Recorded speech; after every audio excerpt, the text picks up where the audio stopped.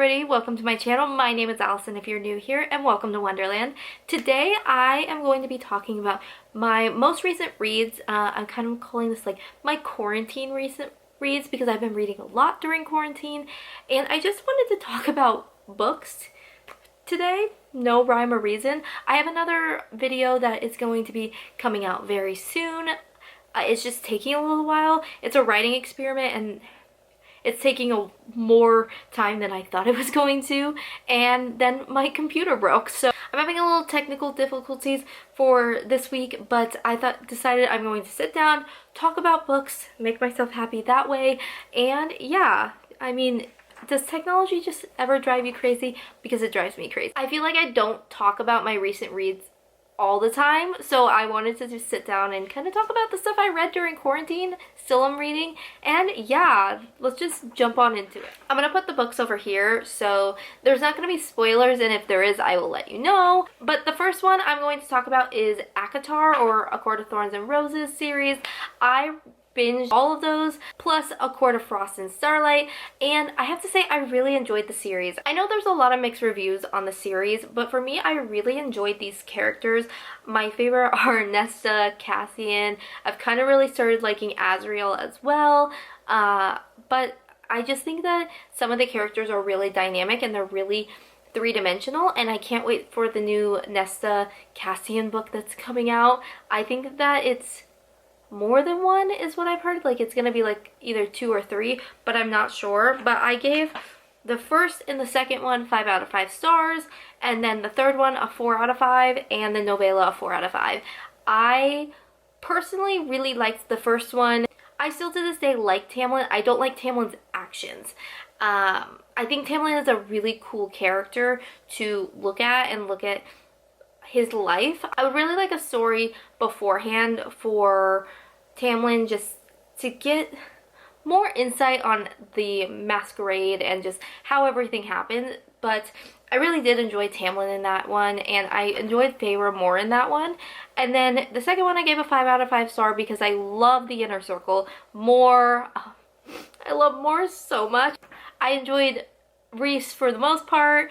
I find that even if I can't see myself with a main love interest, I still enjoy them. Like, me and Rhys, it's like me and Edward Cullen. We would butt heads, but I still like to be friends with him. So I'm more of a Cassian girl, but I really did enjoy that series. The next book I read was Crave by Tracy Wolff. I gave this book a 4 out of 5 stars because I loved the story, and the story was really, like, it just made me want more, but I felt like I was reading a Wattpad story.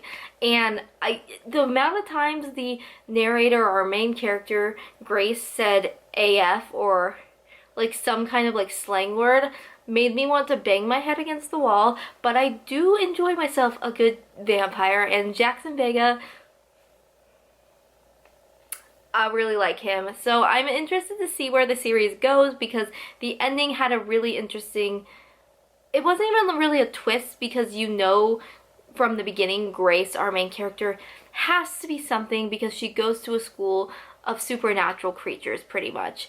So I knew she had to have something in her, and as you go on in the story you find out that there's like so many supernatural creatures. It's so cool, like dragons and vampires and witches. It's just really, really cool.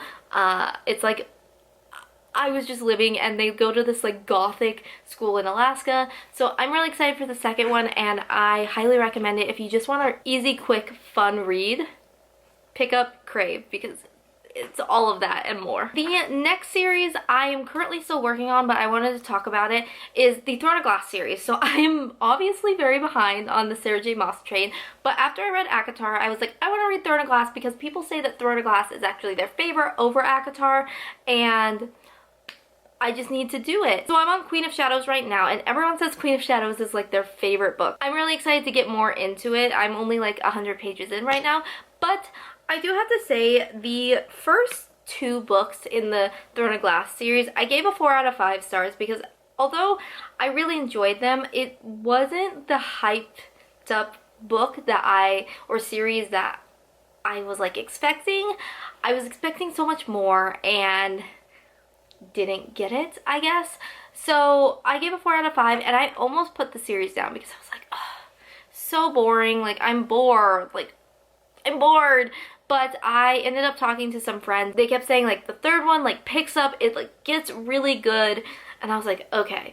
So then we got to the third one, and I gave it a 5 out of 5 stars. I really liked this series. I liked Rowan. I liked where Selena was going in her story. I even like Kale. Everyone hates Kale, or Kale. I don't know how to say his name. Whatever.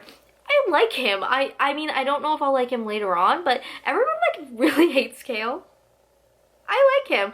I'm not like I like Dorian. He's not my favorite, but do like Dorian. I love Manon. Oh my gosh, the Blackbeaks are like, every time a chapter with Manon comes up, I'm like, yes! But I really have been enjoying the book, and I think it is something to say if you started the books and you weren't really into it. If you could push through the first 2 books and get to the 3rd book, you will be so pleasantly surprised. So yeah, it's so good. They're all right here. I haven't read Assassin's Blade. It's right here. Because I'm not ready to be hurt by Sam yet. And people said I didn't need to read it, and people didn't read it till like after they read the entire series. So I'm just gonna leave that baby there, but I will read it just later on. My question, if you were a Throne of Glass fan or if you've read the series, do I need to read Tower of Dawn after Empire Storms, or can I skip it? I'm just curious. Should I read Tower of Dawn? I know it's like a Kale story, and it like coincides with the story of Selena beforehand, but let me know if I need to read that, because some people say yes, some people say no. I'm curious. Next thing I read was Night Country, which is the 2nd book in the Hazelwood series, and I give this a 2 out of 5 stars. I just don't think that the author's writing is for me. It's just, the story, like, was the first book I really got through. Like, I listened to it on audiobook and I got through it, but there were certain plot twists that I was just like, that I didn't like. And then the 2nd book just continued on to those plot twists that I was just like, this makes no sense. Like, the story doesn't make sense to me, and it doesn't, and it wasn't because I was listening to it on audiobook either. It just didn't feel like, it felt like a cop-out with the way that the plot twist came, and I just didn't like the writing. I felt like it was very like not poetry-esque, but like lyrical. I don't know. It just wasn't my vibe. So I will not continue that series. I actually DNF'd it, like maybe 50 pages left, because I just couldn't do it. And yeah, I'm not a fan. Not a fan. Speaking of DNF'd books, let's talk about this one.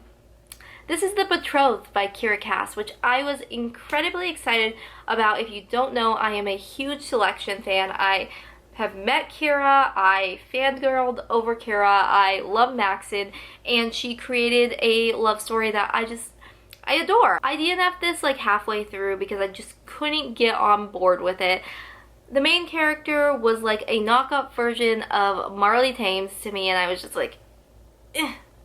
And then the love like triangle or love like interests, I didn't understand how we got there, because on one hand the synopsis says like she has to get away from this like tyrant king marriage that she's supposed to be in. The person she's supposed to marry wasn't like, I actually kind of liked him, like he wasn't that bad, and maybe he turns more evil later on, but like he was sweet to our main character, and I was like, what is wrong with her?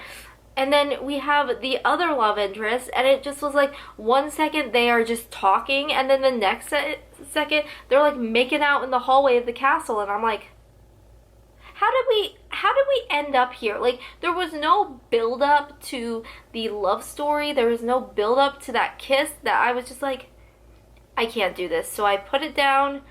I only bought it on ebook, so I'm kind of glad I didn't buy the actual book. And I won't go back to it. I don't know. If you read The Betrothed, let me know down below.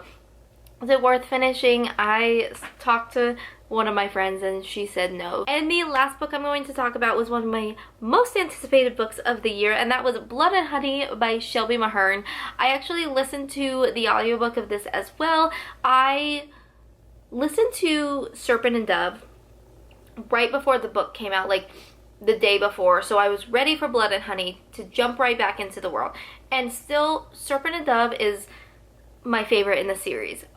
Blood and Honey I gave a 4 out of 5 stars. And the reason is I felt like the magic system that was set up in book 1 was changed or just thrown out the window in book 2. I really enjoyed book 2, but the characters were kind of getting on my nerves, like just because some of the petty fights they were getting into and like the arguments, and I was just like, come on guys. It was the classic case of book 2 syndrome where you are building up for this bigger plot line and you have to get through that to get to the bigger plot line. But I was just getting so annoyed by it. I was getting upset with the characters and just wanting to like shake them and just be like, can you guys like get along for 5 seconds? I don't know. I had some issues with the characters, but I understand that it's character development leading up to the next book. But what I loved about it was I loved learning about the blood magic that one of our main characters, Coco, has. She's part of that witch coven with the blood magic, and I just found that so fascinating. I loved Ansel. I loved the new characters that we got in this book. I felt like they were really interesting, and I loved that at the end I was again sobbing, like tears, crying over that ending. And I can always expect that with Shelby Mahern. Serpent and Dove, cried at 5 a.m. Blood and Honey was sobbing at noon and making TikToks about it. So I really enjoyed it, and I'm so excited for the next book. I'm really excited to see where Shelby takes this story, and it was just the perfect like witchy read going into fall time that I needed. So those are some of my recent reads that I've read in quarantine. Let me know what you've been reading down below. I'd love to talk about it. Also add stuff to my TBR, and let me know what I should read next. If you have any spooky fall reads for me to read, I will definitely put those on my list because I'm always looking for those. And I will see you next time in Wonderland, loves. Bye.